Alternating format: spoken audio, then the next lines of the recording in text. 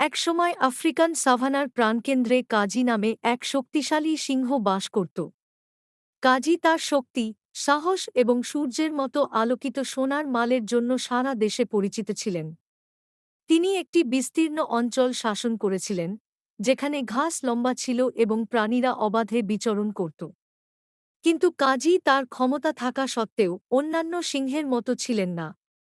তিনি সংঘাত বা আধিপত্য কামনা করেননি, পরিবর্তে তিনি বিশ্বাস করতেন যে একজন সত্যিকারের নেতা প্রজ্ঞা এবং সহানুভূতি দিয়ে পরিচালিত হন। অন্যান্য প্রাণীরা এর জন্য তার প্রশংসা করত এবং তারা প্রায়শই তার কাছে পরামর্শের জন্য আসত। একদিন দেশে ভয়ানক খরা হল। নদী শুকিয়ে গেল, ঘাস শুকিয়ে যেতে লাগল। প্রাণীরা উদ্বিগ্ন হয়ে উঠল এবং কেউ কেউ আশঙ্কা করেছিল যে কঠোর পরিস্থিতি শীঘ্রই তাদের বাড়িকে একটি অনুর্বর মরুভূমিতে পরিণত করবে।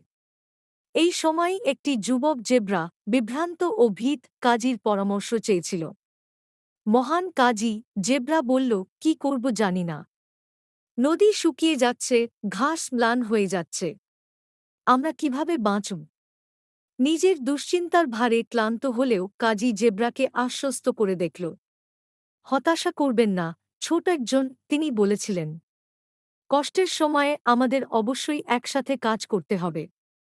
আমাদের প্রত্যেকের কাছে কিছু দেওয়ার আছে এবং ভাগ করে নেওয়ার মাধ্যমে আমরা বেঁচে থাকতে পারি।